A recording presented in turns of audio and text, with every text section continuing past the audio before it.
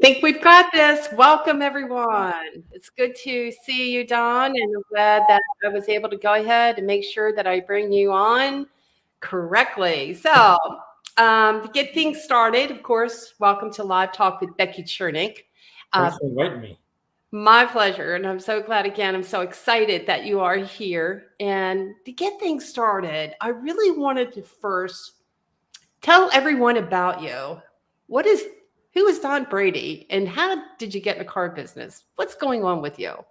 Well, I grew up an Army brat, so my dad was in the Army, and so I traveled really all over the world. I lived in Panama and a lot of different states in the United States, and then I actually had a lot of grade schools, a lot of high schools as I was moving around. Didn't really like moving, and then I ended up joining the Army myself in 1987, and I served 10 years. Spent some time in Iraq and in Germany, and so the traveling continued. So I left Ohio when I was 7 or 8. I came back when I was 27 or 28, and I was looking at law enforcement, and you get on a list for law enforcement. Had to have a job, so I was looking in the one ads, and ultimately took a job as a salesperson at a Chrysler, Dodge, and Jeep store in Alliance, Ohio, and never would have believed that 22 years later I would be a general manager of a store and then a campus, and decided to make that change at the beginning of 2020, not realizing that we were going to get hit with a world pandemic. Yeah. But I signed up with ShipYourCarNow, and basically the world of social media has really helped me a lot in the last 2 years that I've been kind of on my own with ShipYourCarNow. And I've got 31,000 friends and followers between Facebook and LinkedIn, and they help me so much. They're such good people.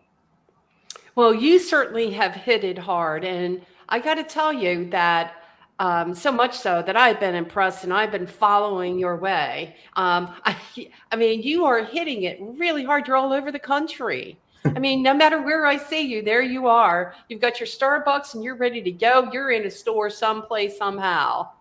Well, the You, funny thing about the Starbucks thing, and I actually had somebody send me a private message today because I did it on a Starbucks picture, and they sent me a message, and he says, "I love your Starbucks posts." What basically happened there is right after Starbucks and the world started slowly opening up in 2020, um, and we were allowed to go in and actually sit down and eat or drink a coffee.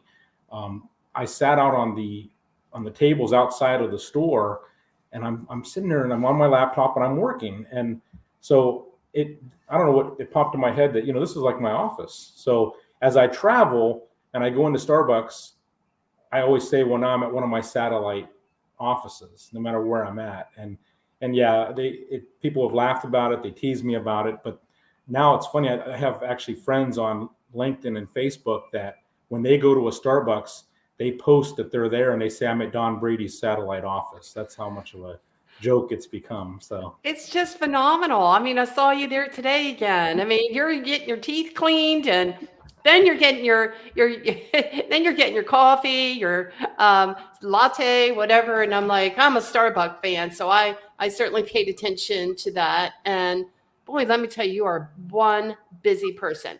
But well, I thank you. know, but here's the thing. I do know that you've had and I'm just going to touch on this briefly, but I understand that you had some health issues, and we're glad that you're back. Is Thank you. right? You're back Yeah, on I'm back. track? Yeah, Okay. I'm probably 90%. I had double pneumonia, so I had fluid on both my lungs. Yeah. Somehow the doctor still didn't believe that I did not have COVID, but I tested negative for COVID, but I didn't test negative for double pneumonia. So Wow. Yeah. and honestly, it was one of the sickest I've been in my life, and it's weird, like what you can take for granted, and breathing is something we just all take for granted. I mean, it's just we take a breath and it's there.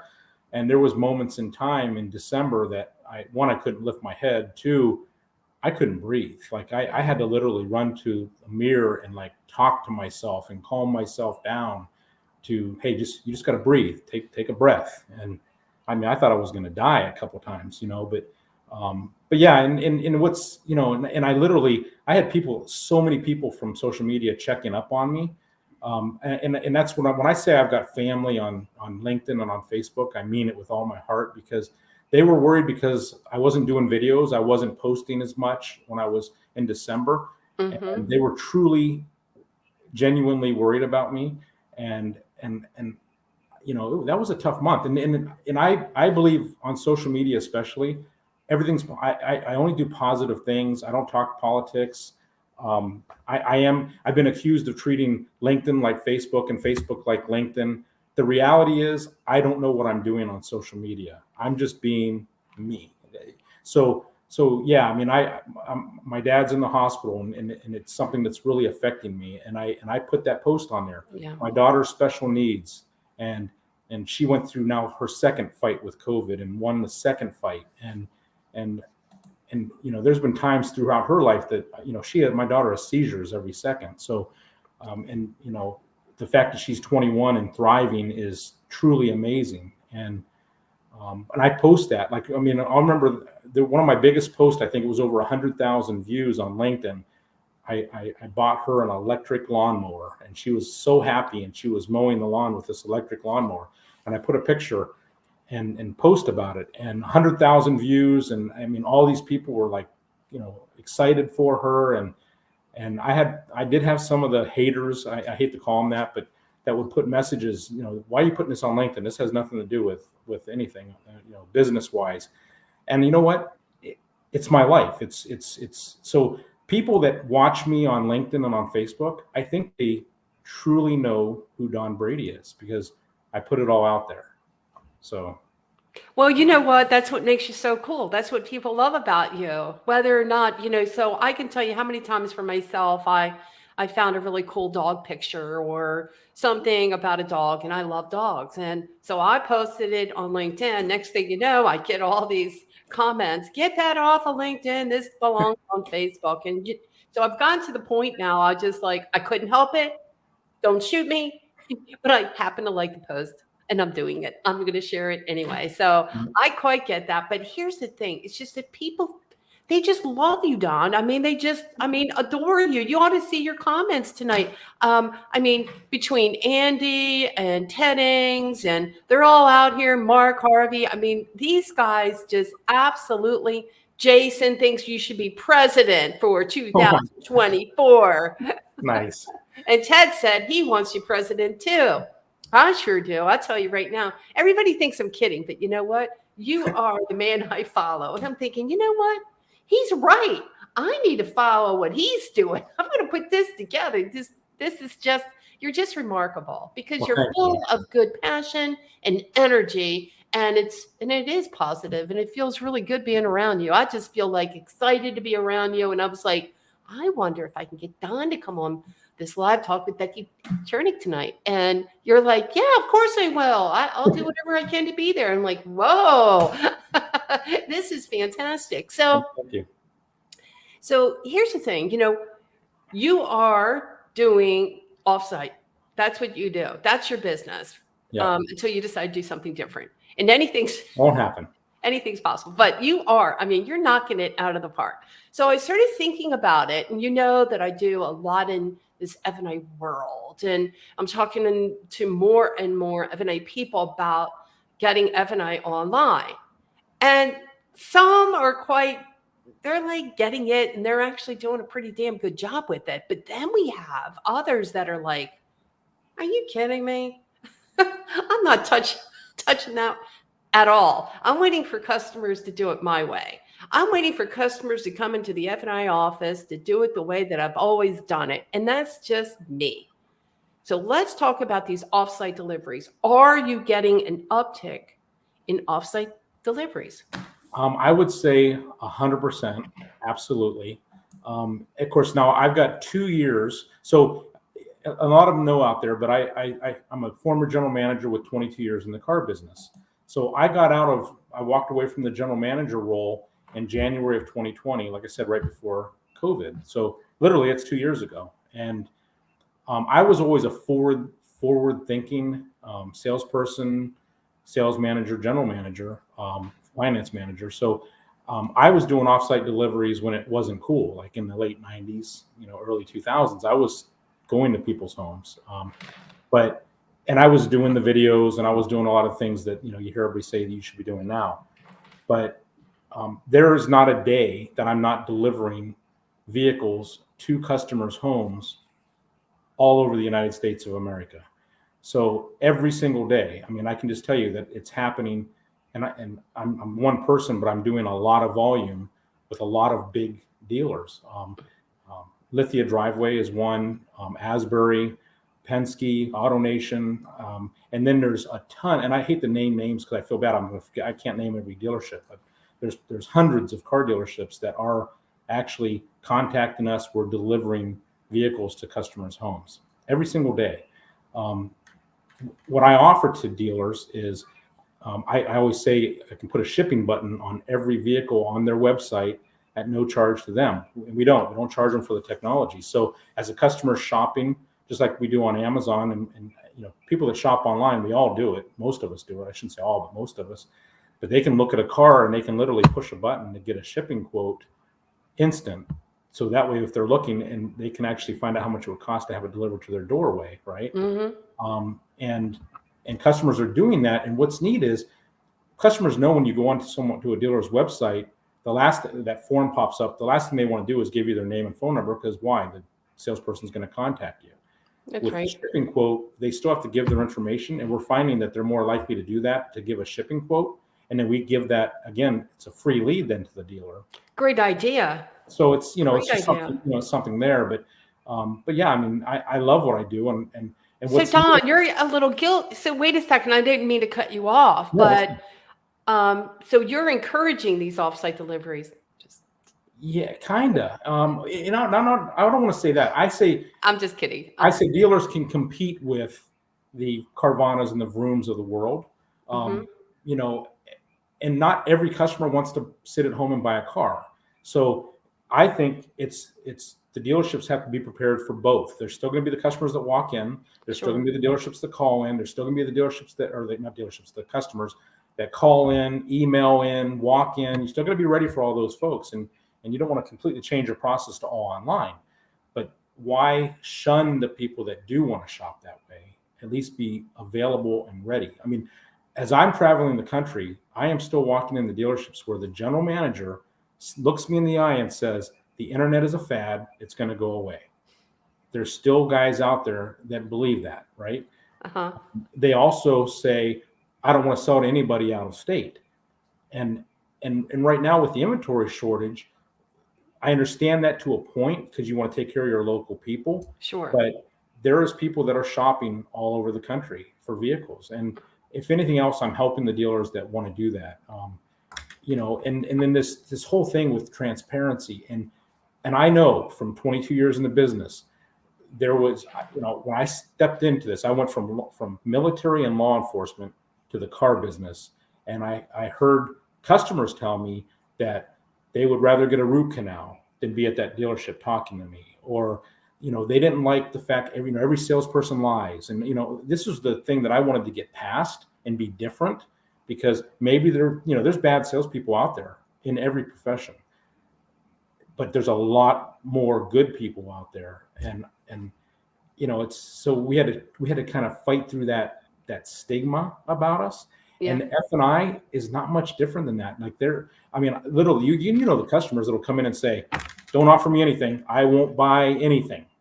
Nothing. Don't even offer it to me. And then of course, we really truly should offer you, when I did finance, I loved the selling of the product.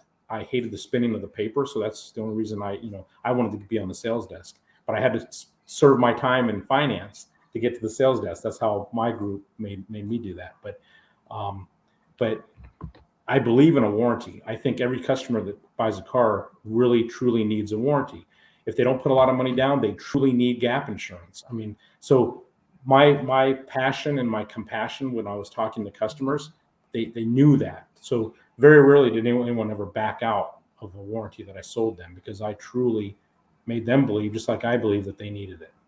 Well, here again, this is what I'm experiencing in dealerships as much as you. Now, I do see the light at the end of the tunnel. In fact, I always felt like that it's so much easier. Let's just engage the customer way. It doesn't, however, which way they want to do it. I remember years back. So you don't maybe not know my background, but I got involved. I was working with JM&A, and I was involved in the AutoNation stores, right, in the mega stores back in the day. And we were meeting customers at a kiosk in the middle of the showroom, and we had to present this menu. And I go back to that because this is the same thing that's happening here. And we had to present this menu with all the terms on it. You remember those days, Don? Oh And yeah. it was scaring the crap out of everybody. I mean, to tell you, it was intimidating. Before, we would drag the customers screaming into that F&I box, and we controlled it, right? It was ours. Yay. And we could spend 2 hours to close them down to buy a service contract, right? You're not leaving unless you buy one. That's the way it was. And here I am. Now I'm going out to a kiosk in the middle of a showroom, and all the terms are being displayed. And then, hell, the customer even understood what they were getting for their trade-in. They understood all the terms, the amount financed, the registration, base payment, APR, you name it. And then we got into the product presentation. So what I'm getting at is, once I realized, wait a second, these customers are buying. They're liking this. So it was more or less like, if they trust you and you build that credibility, chances are they're going to buy from you. Really, that's kind of what it's all about. So that meant, okay, so here we are today. Where's the customer? Well, they may not be in the middle of the showroom, obviously. They're online in their room, at their office, or wherever that they're at on their kitchen table. And they simply want to be able to have some of these terms, understand some of these terms, toggle through some of the options that would be available to them before they make that final decision. So it doesn't necessarily mean that we can't communicate that way if that's the way the customer wants to communicate. Right. And I think that's kind of where we're going with this, because if we don't engage sooner, that customer and we expect maybe the customer not to shop other different financing options that may be available. Or, okay, you can come, I'm buying this car, but I'm going to pay cash now. So it's a scary thing. Our F&I people get really kind of intimidated with this whole idea of having to put themselves out front like that. Yeah. And I, as a salesperson, when I loved working with the internet, because when a customer would email in, they basically told you what they wanted. I mean, most emails would, and one of the biggest problems that I had with my sales team was, a lot of times they would get that email and they would immediately email back, when can you come in? When the customer clearly asked, has the vehicle been smoked in? They were asking specific questions. Well, the salesperson will get right past that. When can you come in? And so my process was, you read the entire lead, and then you respond to them and answer their questions, and I do a quick video. I always was all about video. So, and I still, to this day, if a finance manager is trying to talk on a phone to a customer and sell them products or sell them on financing with the store, to me, I think it's better if you do it in a video or a FaceTime, so the customer can actually, you have a chance to build a little bit of rapport, because you're not going to build any rapport this way. You're most of the time you're not. So I believe in the video or the FaceTime, or however way you can actually look them in the eye, wherever they're at, 5 states away, and then present your products to them. I think that you'll get further. But I still was writing handwritten letters, 2 years ago. I was writing handwritten letters to customers, thanking them. So I did old school. I did personal email, not because I still would catch a salesperson sending an email to a customer that said, "Dear, insert name here," to the customer. Right. I mean, I hated templates. I wrote a handwritten letter, and I wrote a personal email and a personal text message and a personal phone call and a video, or if I could do FaceTime, that was even better. Well, I'll tell you, anyone who's doing handwritten notes today is just amazing. And here's the other thing. I mean, and we talk about this too a little bit, but after sale and that handwritten letter saying, "Hey, I really appreciated the time that we spent together," that sort of thing. And maybe even customers who didn't take advantage of a product or two, you might want to revisit that with. If in the event you change your mind, here I am, something along those lines. But handwritten today is just not happening as much as, it really needs to happen. I think we just got path of least resistance and a little lazy to Well, and say the this might truth. surprise you, but as the general manager of the store for 5 years, I was writing handwritten thank you cards to every service customer as the Wow. GM. But I did it for this reason, because I could easily say, if you're happy, tell your friends. If you're not happy, tell me. So it was amazing how many times I helped the store not get a bad survey and service, when sometimes people don't tell the service manager that they're unhappy, or the advisor, but they would tell me after the fact, "Hey, Don, this is what happened." And then there was also times that I actually converted them from frustrated with what happened in service to a sale. So that's the reason I did, and I did it for 5 years straight. I mean, and then when I would go somewhere, if I forgot somebody and they were in service, they would stop in and say, "Hey, Don Brady, I didn't get a thank you card from you. I did service here 2 weeks ago. What happened?" And I was a little behind. You'll get it. You'll get it. No, But I'll tell you, I I believe think that's awesome to do that. And of course, that's just your method. Look at you. You're like everywhere. You're doing it doesn't matter. You're on every platform. You're talking about is everything that, well, as positive as you can, right? And talking about who you are and what you're all about. And right. how anybody wouldn't know who Don Brady is, I mean, you either don't go on social media or something. I don't know what to say, but I mean, you're everywhere. But, that to me is so important, that personal touch Yeah. and making sure that people know that you really care about them. And I think some of that is kind of like forgotten. And so here's the thing, we talk about this technology and that it is taking away from who I am and what I'm all about. And I don't believe that. I believe that it enhances who and what we are. It is an extension, can be and should be an extension to who we are and what we are. We shouldn't necessarily be so intimidated by utilizing some of this technology. Now, granted, there's a lot of technology. There's a lot of things that we have to do to move a deal. I get that. Believe me, I get that.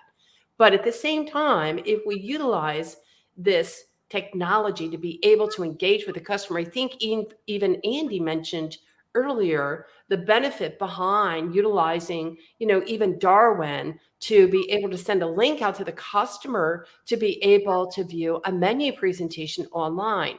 And there are other digital menu providers that also offer this technology that we just need to take advantage of, that really helps to be more interactive, more intuitive with our customers.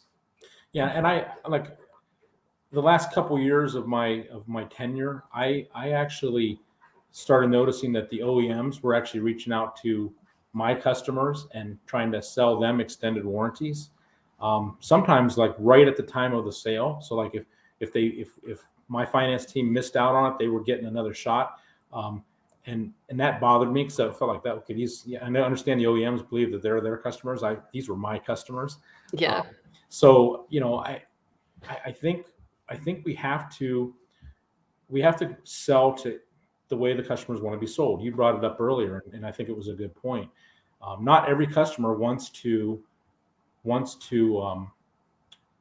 buy a car from their couch, but if it's 10%, if it's 15%, why rule them out? Why not sell to them in addition to the other 85%? Or I think we got to get strong, and I believe that the brick and mortar dealerships are the best out there. And every time you talk to them about Carvana or Vroom, they immediately say, "Oh, they're going to go out of business." Amen. They do. They do. But the reality is, and maybe they will go out of business. It's possible. But the reality is, they've proven that there are customers out there that do want to buy that way. So, we just have, as we evolve, and we're the most resilient people in the world, car people, and we have to roll with the punches. Though we gotta get better in all areas, because there's still going to be the customer that does come in and does a walk around and the meet and greet and the walk around, and then they sit down and the needs assessment, and those customers are still going to happen. So I would probably be afraid that we would get so good at the online stuff that we forget about the training of the people that are going to walk in the door or call in or email in. We have to be good at all of it, is what I believe. Yeah, absolutely. I mean, that's what we are. I mean, car people are resilient. I mean, just look at what happened after COVID. I mean, to tell you, who would have ever dreamed possible, right? That, hey, we're going to be hanging in there come heck or high water. We're going to do everything that we can to make this deal happen. I mean, we are going to be in charge. Next thing you know, we had our best year ever, right? In 2021, dealers are making more profit hand over fist than they ever had before. Go figure. So I don't know if it's going to happen for 2022. That actually, it honestly, that scares me a little bit, and because when you are rolling and you're making all kinds of money, the little problems that you have kind of get like shaded and covered up. But what you want to do is you want to continue to get better through that. So you don't want to stop training just because every customer is going to come in and pay $2,000 over MSRP. You don't want to get too fat. I hate to use that word, but to not understand that, hey, I still got to look at my processes, make sure I'm doing things, because if the tide turns, you don't want to become lazy. And I'm using these words that I don't really like to use, but you don't want to be, you want to still say, okay, our process is a good lazy. process. No, I'm not. I didn't say that. No. But if your process is, and I never managed a person in my whole life. I managed the process. So if my process was good and I got my team to follow that process, good things happen. You manage processes, you don't manage people. So in that process may have to change based on. Amen. It does. It's exactly right. And that's why we're having this. That's why I'm on the show. That's why you do what you do, because I see talent when I see it. Well, okay. I just bring on the best. Nice. No, it's true. I do. I see talent when I see it. I mean, you're amazing, but I didn't realize that we were so. I mean, I know I loved you, but I didn't know we were so like-minded. But so I've been in the industry, as you well know, and I'm in dealerships all over the country. And one thing I found out is that a dealer that has some sort of a process down is going to fare better than this dealer that just kind of wings it. Yeah. And, so you can't manage what you don't know, right? You can't manage what you don't know. And you should know everything. So here's the thing. Dave Anderson, come on my podcast, and hopefully one day we'll get him on the live talk with me. You know who Dave Anderson is, don't you? Yes. He is the man. He is awesome. I love Dave Anderson. And he has this, I guess, workshop, How to Survive Success. It's everything that you're talking about. Yeah. And it's like these guys, these dealers, and let's face it, they got their blinders on, man, because you know what? They're killing it. It's like, what do I need to know? I don't need to know anything. I've got this thing going. We have got the control. We can pretty much do whatever we need to do. And we're making more hand over fist. But I believe, like you, that if in the event we continue to keep doing what we've been doing, something's going to give. And we're going to find out that skill set just isn't there. Right. And I'm seeing it. And I see talent, and I see some of this eroding. Why pick up a book? I don't need to pick up a book. I've got this made, Becky. I'm doing really good. And I'm like, I get it. But, when's the last time you practice a presentation? When's the last time you try to overcome an objection with a visual? Things like that, right? Your skill set. But you're right. Things change. So we have to change up our process to support that change. Yep. And one thing I wanted to point out, David O'Brien here said, customers are showing they appreciate the convenience of technology and the value delivered by sales and F&I. So it's a combined effort. Yes. Right? But it's learning that. It's understanding that. Some of the stuff, sometimes, we have these new menus. We have Dealer Route 1. Pushing new technology out, DealerTrack pushing new technology out that we can utilize a complete digital signing ceremony, uploading these dealer documents, if you will, for offsite deliveries like we're talking about tonight. And some of these guys are scared to death of it. It's like, are you kidding me? I'm not doing that. And you know what surprises me? And this is here it goes. What surprises me, Don, is that we have Route One and Dealer Track both, but you have to be on their DMS to do it. But on Route One, the dealer can actually upload dealer documents to a customer. Let's say, for example, maybe but you're working with a credit union of some sort, and they're not able to go or utilize e-contracting. So you're still able to upload these documents for signature, digital signature. And dealers aren't doing it. It just blows me away. Why in the heck would you want to send these FedEx envelopes back and forth? It just makes no sense to me. Well, we actually have partners with ShipYourCarNow that we can even for the home deliveries, we can have someone there to do the wet signature. So we've helped with that too, all through the pandemic. I mean, we help with that as well. And I call it forward thinking. I mean, I think there's dealers out there that are very forward thinking, and I haven't really studied this too much, but I just heard that General Motors now has come out with a way of another, like, to compete with Carvana and Vroom. General Motors Corporation. Oh, yep, yep, I know. So, yep. And again, I haven't looked into it, so I can't really speak intelligently about it. But I do feel like there's a push by the OEMs that they would love to just make every car dealership a service center, and they handle everything just like the Teslas of the world. I don't like it. I don't believe it. I mean, I think it'll be a very, very long time if that even happens. But the reality is, again, what we've been saying, we just have to deal. We, the brick and mortar dealers, have to get better and better at everything that we do, including offsite deliveries. And don't just say no, we're not going to do them, because I think that's a mistake. I love, and what makes me a little bit different than I think any other transportation company out there is, and I tell this to general managers and to sales managers and the salespeople all over the country. I'm a car guy. I know what CSI and SSI, I know what customer satisfaction truly means. I know about the surveys that they get and all those things. So if things happen in transportation, there's times where carriers get COVID, where their trucks break down, where DOT slows them down. The difference is with me is communication, because I think that's really all that needs to happen in a relationship. Communication is what fixes things. So that's where I make the difference. Like I have general managers that will call me and say, "Hey, Don, will you call my customer?" They probably wouldn't ask any other transportation company to call their customer. They know that I'm going to treat their customer like it's my customer, because that's how I feel. Your customer is my customer. And I think that's where the difference is, communication.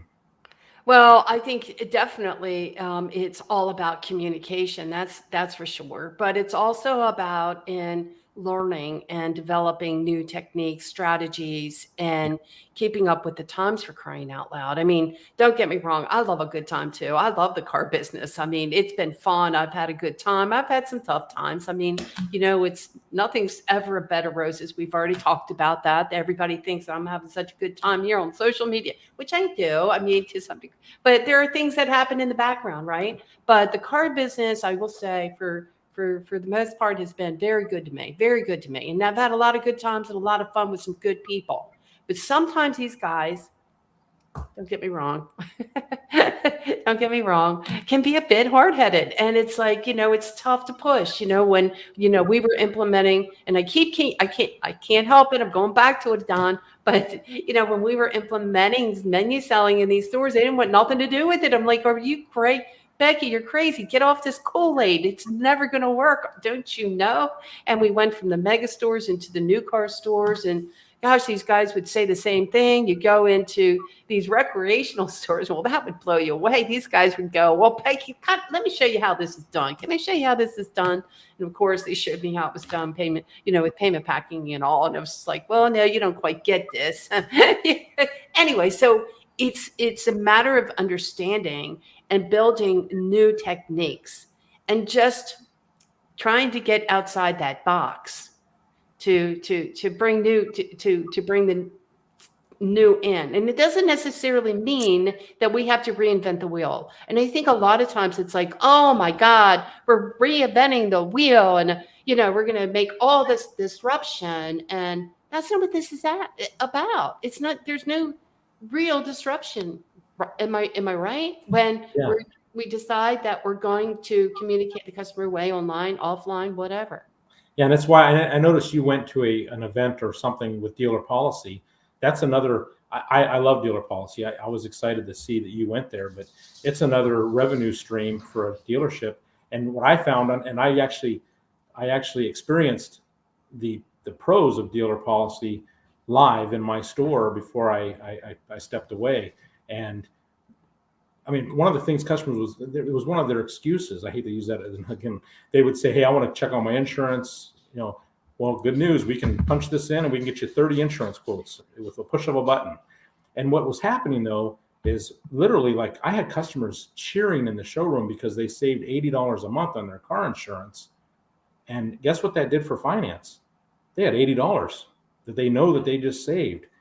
That's a lot of product right there with the $80 that they just saved. So I love dealer policy. So I was excited to see you went. Well, I did go to dealer policy and I got a chance to go and present at the dealer policy group, and it was fantastic fun. I had a good time. And what was interesting, gosh, there were some people in that in the event that I actually know in the business over the years.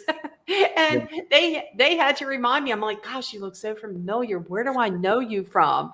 And if you don't mind me sharing this quick story with you, Don, since you're the one who brought it up. Okay. So so there's this gal and I'm looking at her, I'm like, darn, she looks so familiar. And everybody was like, remember me? I was in California. Remember me? I worked at Coons. I worked at Fox. And I'm like, yeah, of course. I think I did a presentation there. Yeah, you did. So it was so cool in that regard, right? So, okay. So later on, this gal, like I said, I noticed her, but I couldn't remember why or where. And she reminds me, she says, do you know me? And I'm like, well, kind of thinking maybe I saw you at an NCM workshop. I don't know. She's like, no. So this is back in 2003. Okay. Really dating ourselves now, 3, 4, I don't know. And I'm working with this one insurance provider and they're bringing me in to do their training. And she come in and I go over the compliance piece at the beginning to make sure that people understand why I'm training what I'm training. I mean, you have to understand that there is a reason behind this madness, right? And some of that is to protect the dealership assets and reduce some of this liability. Well, she didn't want nothing to do with it, and she walked out. I forgot. She left the training session. Oh my She's God. like, I'm not doing this. This is crazy. Our customers don't need this stuff. This woman's out of her mind. I can tell you I can tell you how often this is crazy stuff has happened to me. I'm like, yeah, I kind of remember that now that you said that. And she's like, you know what? I'm sharing this with you because the dealer made me come back the second time around. Don't you remember? And I'm like, God, I love you hard-headed people. Yeah. But as it turned out, she was like, it was the best thing that ever happened to me. And so sometimes, we got, it's a give and take, right? We got to give and take, and we just got to never say never. Yep. And I can tell you how many success stories I've had over the years, and I've had them fight me left and right. And I'm like, I know what I'm talking about. I've done it. I've been there. I own it. I know why you're intimidated. I know that this is, hell, you're doing really, really good at what you've been doing for so long, and now we're asking you to do something different. Yep. It's like, tough. it is tough. So anyway, so she went on to say that, and here I am, Becky, I'm walking in your shoes and I'm dealing with the same thing with other dealership personnel. And I'm like, there you go. So carry the torch. That's what it's all about. But Well, I can't remember there's a saying, and I hate when I can't remember a saying, but basically it says, the worst thing you can say in business or something like that is, we've never done it that way before. And and of course the one we all know, where you do the same things over and over and expect different results. I mean, these are things that we can't do. We have to, I like what Andy said, we just need to make customers happy. He said it's that simple. I mean, he's right. That's all we got to do is make people happy, make our customers happy, sell the way they want to be sold. Yeah, I think so. And it's not, it's not so much that, Jack, I'm talking to Jack now, and he's saying, if that's true, that means their relationship is failing them. I'm not exactly sure where you're going with that. Let me just, I'll tell you what, let's go back here with Mark. He's talking to Mark. Salespeople who have started in the last 2 years know nothing about selling vehicles or products, and they have not had to do it in a competitive marketplace. Now, I don't know whether or not we're not training our sales associates on the vehicle, but he might be correct on that a little bit. And also, I'll tell you right now, I can go into a major thing, which I'm not going to go into right now. I promise you, Don. He'll shoot me. He'll never come on here ever again with me, guys. Don't do it. But it's like, you've got some of these dealer advocates. They don't want to talk. They don't want to train salespeople on products. They're like, they don't need to know anything about products. They don't need to know anything about F&I. Keep them out of it. It's, the less they know, the better they can give up the profits. Becky, just don't even talk about it. Well, and that's strange because, I mean, it wasn't that long ago that there was to me, it was like a wave that crossed the country in the dealerships to where they were literally, they stopped calling salespeople and started calling them product specialists. That's right. And they did that because the salespeople really needed to show the value in the products. So in order to show value in products, guess what? You have to be trained on those products. And, in the OEMs would put those tests out for them, and I don't know if you've ever taken those tests, but they were horrible, right? And at the end of the day, you learn more actually walking around. A lot of times, and this is bad, but as a salesperson back in the late 90s, I learned more from my customers because most of the time they knew more than I knew about the cars, which is embarrassing to admit. Yeah. But I was trying to catch up to them, and I certainly didn't lie to them. If they asked me a question, let me research that. Let me find out for you, type of thing. But yeah, Mark might be right because the last 2 years we have one. Do you want it? And they would say, okay, I'll take it. So it's almost because the inventory was less. That's why this has been a unique. 2021 was a unique year because of COVID, because of the lack of inventory out there. So, I think if I went back in, I don't know that I would be in a local newspaper ad anymore. It's all social media as far as I'm concerned. And my customers, in my opinion, as a GM of a store or a campus, my customers are nationwide. So I certainly wouldn't be the guy, and I've talked to a lot of them, that nope, we don't sell to out-of-state people. I'm going to sell to any customer that I can sell to. I don't care where their zip code is. I'm going to sell to anybody, anywhere. Mm-hmm. And I don't know. I wouldn't just be sitting on a local lot, with my few cars and say I'm not selling anywhere outside of this zip code. I just think that, there's now some dealers do a really, really great job with product training with their sales associates. Let me just make sure I say that. You can go to the Highline stores and there's some other stores, of course, that do a really good job in training. They understand the benefit behind that. But I will tell you, I had another conversation with Batman, Ted Ings, and we were talking about EV, electric vehicles. And I'll tell you what, they got to do a much better job with that training up on electric vehicles. Now, whether or not this is true or not, and I'm going to share this with you, you're probably saying, where do you come up with this stuff, Becky? But anyway, so I don't know, but I saw these videos where people had just taken delivery of their Tesla. And I guess they've had it, I don't know, maybe a couple days, and they were at the gas station. And what do you think they were doing?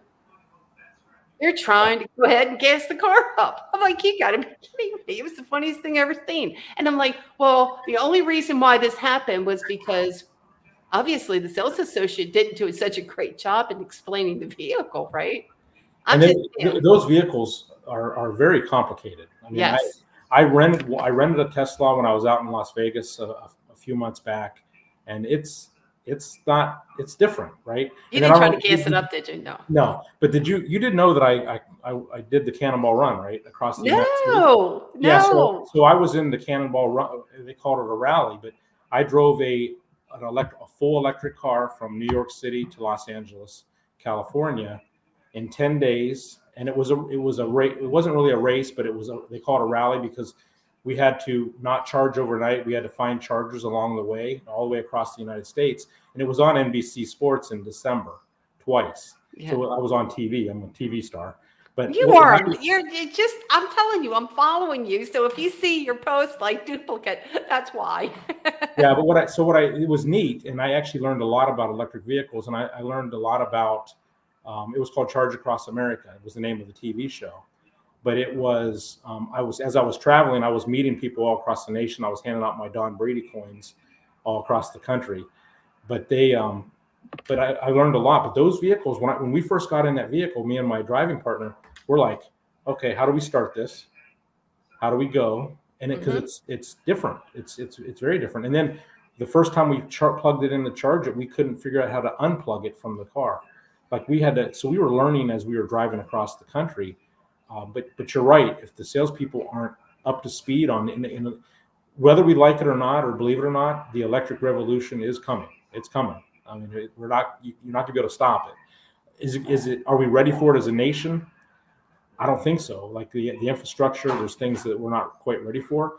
I truly loved the experience, and I love the electric vehicles, but I'm a car guy, so they're quiet, they're fast. I don't know. They're neat looking. I mean, they're making some really neat things with the cars. But I just never could get, I could just never get into it because frankly, electric and me, I don't want to be stopping. When I get in my car, I just drive as far as I can drive and before I stop and even that's just me. I mean, let alone stop for a while and do that whole hookup thing. It's just, well, and that's no. what they're working on. They're working on making the superchargers faster at the Oh, charging. and But yeah, an basically, like you get it. 800 mile, I think, something. Well, they're working on all kinds of Yeah, things, but yeah. I mean, there's like I saw an F-150, the new F-150 Lightning that they just came out with. Woo. They showed it at the customer at someone's house, and the electric had just went out. Like there was a storm, and the electric went out. Literally, the truck turned on all the lights in the house. Like it continued their electric.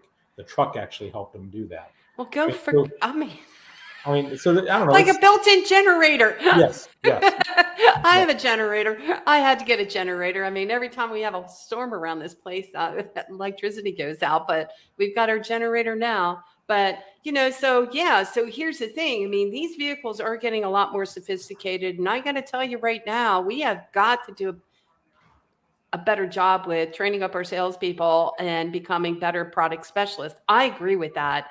In fact, I'm trying to see where it was here. David O'Brien, it's if they took an OEM test or paid a veteran for the answers, but sad but true. What do you think about that, Don? I think it happened all the time. Like and it wasn't even the veteran salespeople. I found out on my sales floor that the weakest salesperson was doing everybody's tests. Like it was, and then he was shocked when he came to me and wanted to take my test, and I said, no, I take my own test. But I was the TO. I mean, what I loved about I was the one closing 80, 90 deals out of the 200 a month. I wanted to actually, when a customer brought something up, I wanted to be able to answer them, and have that knowledge. Figure. So that's but he's right. I mean, David's right. That does happen a lot. But again, those tests, I don't know that the test that the OEMs gave you was enough to really, you could sound like a robot, when I didn't want to be the robot either. I mean, I didn't have to know every horsepower rating. I mean, I learned that when a customer came in and say, how much does this truck tow? I would say, how much are you towing? Yeah. And then I would lead them to the right vehicle based on. Let me just say this. And speaking as a person that knows nothing about any cars. When I was hired at a truck store and dealer says to me, what do you know about trucks? And I said, not a darn thing. I don't know anything about trucks. I don't. He's like, well, how in the world can you sell a truck? And I said, well, I figure if they ask a question, I'll tell them I'll look it up. And it seemed to work for me. And that's, at least, it was different there because all the information was readily available. Nobody was trying to hide anything from us as far as Right. that. I mean, we had all the training content. We had everything at our fingertips that really helped us to do our job. And I just can't even imagine that someone would tell me that I shouldn't know what a service contract does for a customer because they're afraid that I'd give up the farm. I didn't give up anything. So, right, I held my Yeah. own. But Yeah. that's with some good training. That is with excellent training. I had some excellent training. But some stuff, I'm not going to know. I just have to look it up. Yeah. I totally agree with that. I'm not robotic at all. Right. But I get the information and I know what I need to do with it. So with that said, we're going a little bit down that rabbit hole, but that's good. But people are kind of liking it. So I just think, we've got to do a better job with this online F&I and how to really put a process in place. Like one of the things, I also had another conversation with Brian Kramer. He is the GM at Germain Toyota. And what a phenomenal, I tell you right now, I must like him too, because you know why? He talks like I do. He believes, but he's not full of himself. He is the most He's forward thinking for sure. He really is not full of himself. I've really liked that about him. He's intelligent, he's talented, but he's not a jerk. And sometimes some of these guys can be a little, you know what I mean? They've got an ego there. So, and that's fine. I mean, I get it, but put it in check a little bit sometimes. Am I fair to say put it in check a little bit so we learn a little bit? Well, he has taken, when that COVID hit Don, I don't know if you talked to Brian or not about this or not, if this is a topic you guys have already talked about, but we talked about it. And he basically, what he said was, you know what? I'm getting the entire team together and we're going to sit this out and we are going to figure it out. Everyone on the same team. And I'm like, well, isn't that brilliant? Go figure. So, we talk about, I'm the GM or I'm the dealer and I'm going to get this shiny new technology. And meanwhile, you bring it into the store. No one knows about it. And everyone that does works around it. One of my favorite books is called Leaders Eat Last. But my philosophy is always, this was from the military, but no one has ever, as a GM, as a sales manager, no one has ever worked for me. I work for them. And my sales managers that I had that I worked with, I let them know the salespeople don't work for you. You work for them. And if you raise all these people up and you help them, what's going to happen to the bottom line ultimately is it's going to go up. I mean, so I love that philosophy. And I know Brian Kramer is all about that too. I mean, he's about working with his team. They don't work for him, they work together. Yeah. So I think that there's a lot to be said about that because, again, in this whole thing, everybody's got to come together. BDC's got to be talking to F&I. F&I is going to be talking to BDC, sales, the desk, everything. Everyone has a play in this whole thing. It's not just about F&I. It's about the entire team working together on this process, online to in dealership. Now, I don't know if Jack is still on this or not, but I really liked his analogy, and I told him I was going to steal it, so I'm going to steal it. So it's okay. I steal your stuff all the time. Whatever it takes, Becky. We're all in this for the good. Yeah. All in for the good. Well, anyway, so Jack is like, well, wait a second, Becky, because he commented on a LinkedIn post.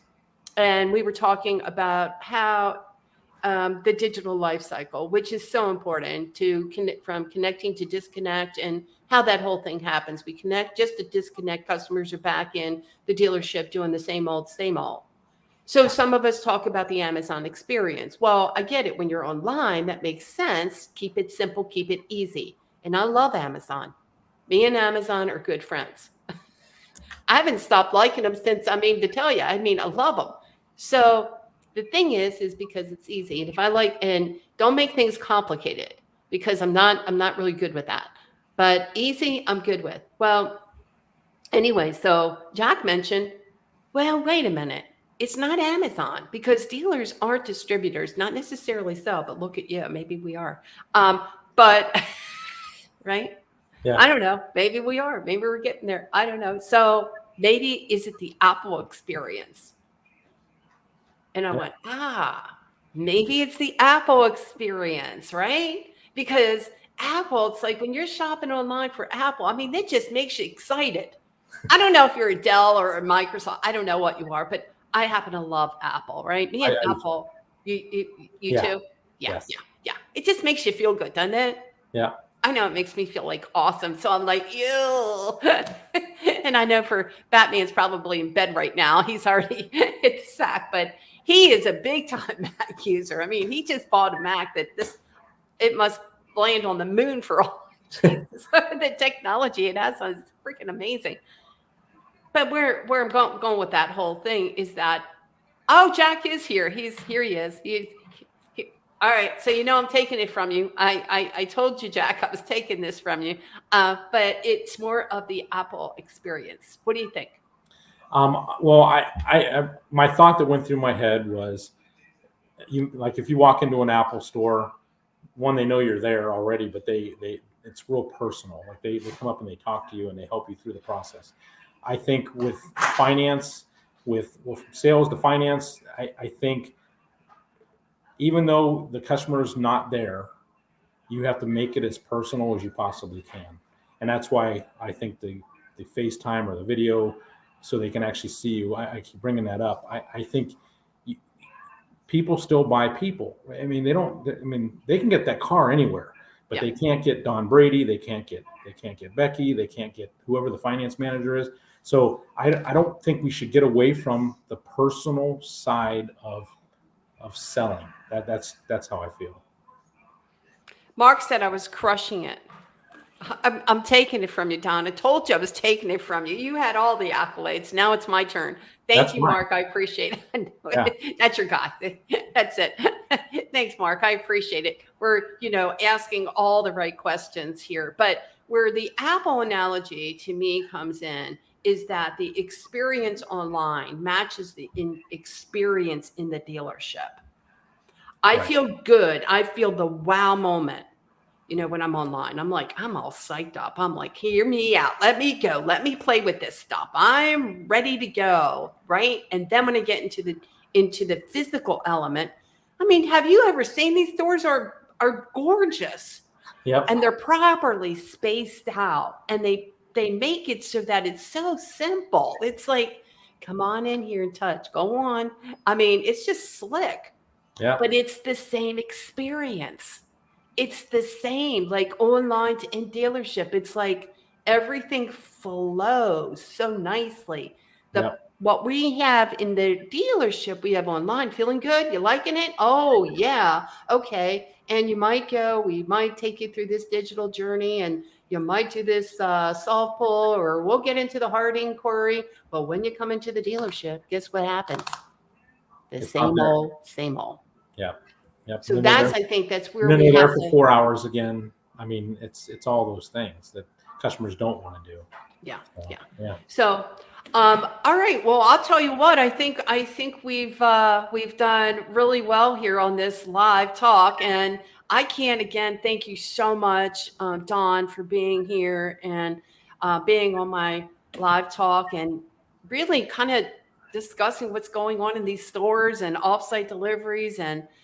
So I will be following you. You do know that, right? I do. And So when you post, I've got a picture of myself with my dentist. I can't wait to post that tomorrow. Just so you know.